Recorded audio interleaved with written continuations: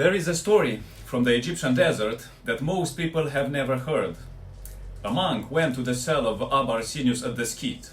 He looked through the window, and he saw the old man all over like a fire.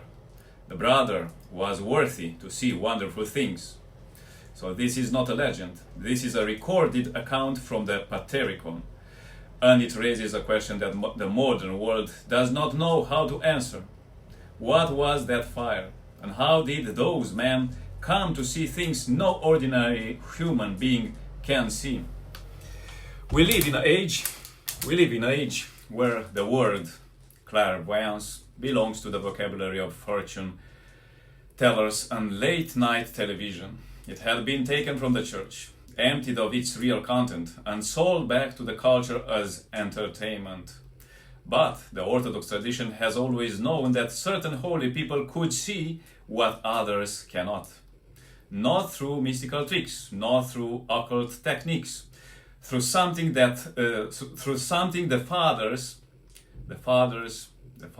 called the nous, a word that requires explanation before anything else can be understood.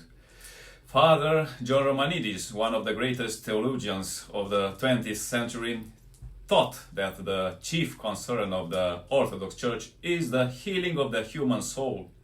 But the soul is not healed through self-improvement or intellectual study.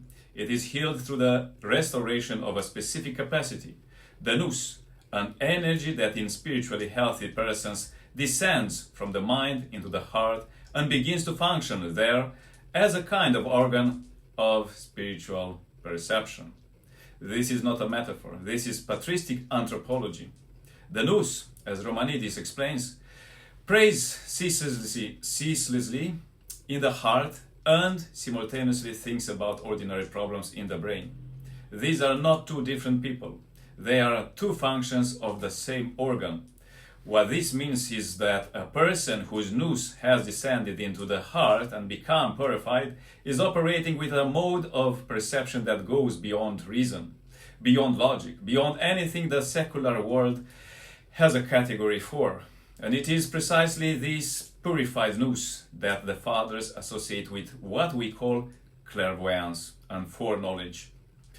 The Psalm of David says it plainly. With my voice I cried to the Lord, and he heard me from his holy mountain. David is not describing a metaphorical cry into the air.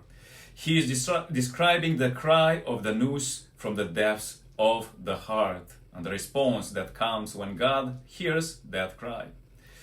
I lay down and slept, and I awoke because the Lord sustained me.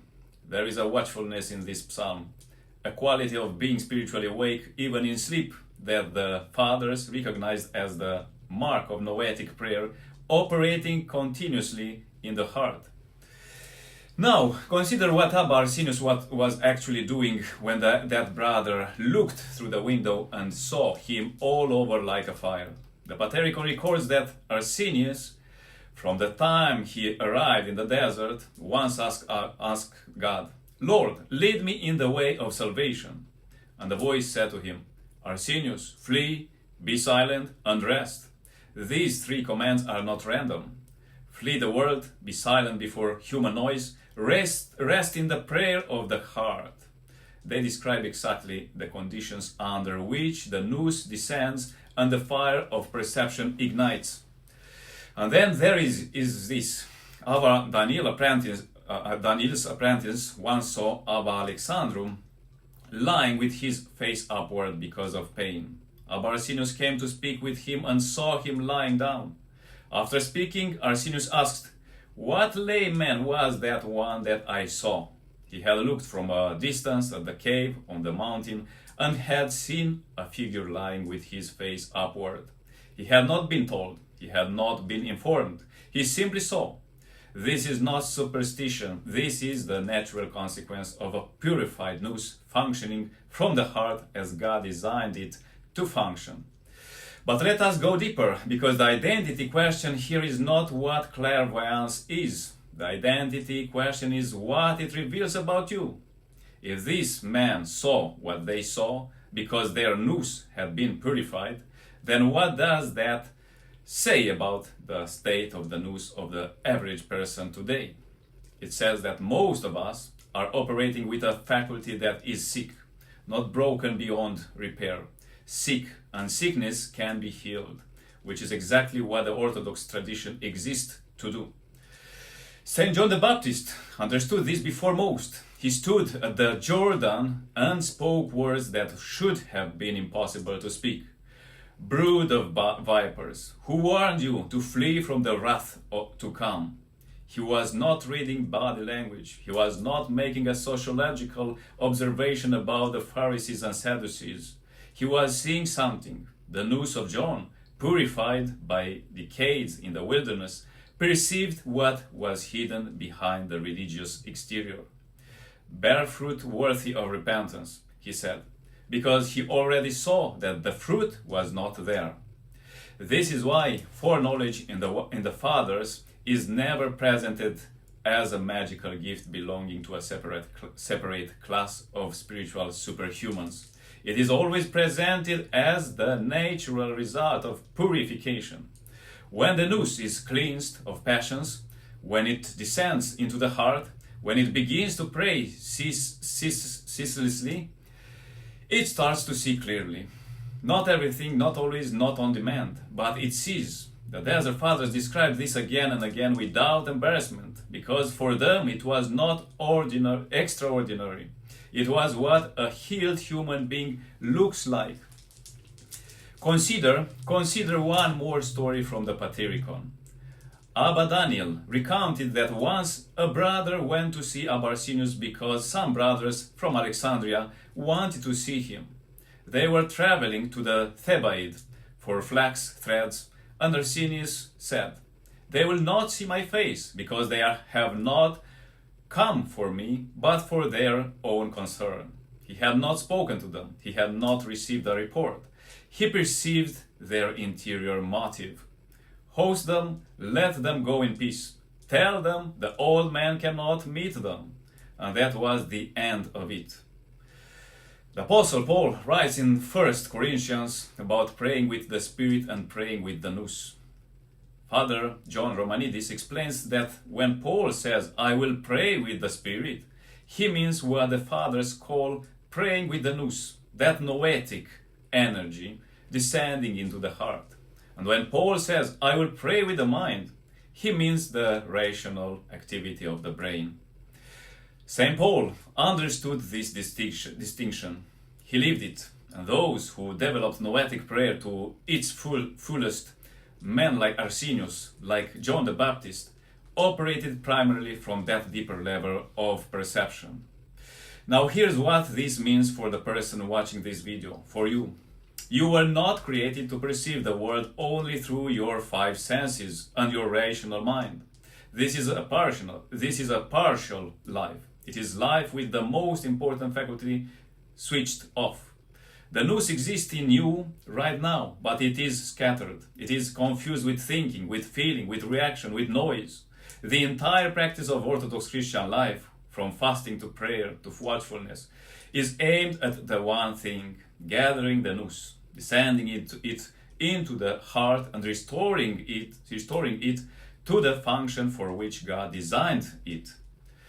When the nous is restored, these things become visible that were invisible before. Not necessarily visions or voices, something more ordinary and more important than that. You begin to perceive the interior state of other people with a clarity that cannot be explained by observation alone. You begin to sense the direction of a situation before it unfolds. You begin to read what is real beneath what is performed. This is not psychology. This is the nous functioning as God intended. And the saints are simply men and women in whom this function reached its fullest development. Abba Arsenius once sat at Canop when a very rich woman came from Rome to see him. She was fearful of God and genuinely sought him. He refused to see her. She found him outside his cell through God's providence and fell at his feet. He lifted her with sternness and said, "If you want to see my face, here it is." He looked at her and told her. She had no business traveling such a distance, that she would become the reason other women came disturbing his prayer. He saw her soul's need and her soul's danger simultaneously. He prayed for her. She left in tears, fell into the fever from grief, recovered, and her soul was comforted. He saw more in one encounter than a confessor might see in years. This is what Saint Theophan the Recluse meant when he wrote that the heart is the inner sanctuary of man. And when it is purified, it becomes a mirror that reflects the spiritual world. Most of us have a clouded mirror. The passions, the distractions, the noise of modern life have layered themselves over the surface of the heart until it reflects nothing clearly. The entire ascetic tradition of the Church is the practice of cleaning that mirror, not for mystical thrills, but so that we can see what is real and live and live accordingly. The psalm says, "I will not fear the 10,000s of people who have set themselves against me all around." This is not the confidence of someone who has talked himself into courage. This is the stillness of someone whose nous has descended into the heart and found there a presence larger than every external threat. I lay down and slept, and I woke because the Lord sustained me. That sustained watchfulness, that perception that does not switch off even in sleep, is exactly what the Fathers describe in the clairvoyant saints. It is not a different kind of life. It is the fullest possible version of this life. So, whether you are someone looking at Orthodoxy from the outside, or someone already in the Church who wants to understand more deeply what you have received, I recommend a guide called Orthodox Journey. It walks through the progression from first inquiry through catechumenate to full reception into the Church, explaining what is actually happening at each stage and why. It is exactly the kind of resource that makes the path clear when everything else feels overwhelming or unclear. You'll find the link in the pinned comment below this video, so start from there. Okay, at the baptism of Jesus in the Jordan, the heavens opened, and the Spirit of God descended like a dove and came upon him. And a voice from the heavens said, "This is my beloved Son, in whom I am well pleased." John the Baptist heard that voice. He saw that descent. He perceived what was happening because his nous was prepared. The rest of the crowd standing at the Jordan saw men being baptized in a river. Two different sets of eyes looking at the same event and perceiving two entirely different realities. The difference was not intelligence, the difference was purification. So, there are people around you right now whose inner state you cannot read. There are situations unfolding in your life whose direction you cannot perceive. There are calls being made on your soul that you cannot yet hear. This is not because the information is hidden. It is because the faculty through which that information is received has not yet been restored to its full function. The Orthodox Church exists, in Romanides' words, precisely for the healing of that faculty. Everything else, the icons, the services, the fasting, the Jesus prayer, is in service of that one restoration. Abarcinius stood each Saturday evening with his arms stretched toward the sky, facing the setting sun, praying until the sun rose in front of him on Sunday morning. An entire night of prayer with arms extended. He was not performing. He was maintaining a state of continuous noetic watchfulness that allowed him to see what others could not see and know what others could not know. The fire that the brother saw through the window was not a miracle dropped from outside. It was the natural luminosity of a nous fully restored to its purpose. That luminosity is what you were also made for. God bless you with that. Thank you. See you next time.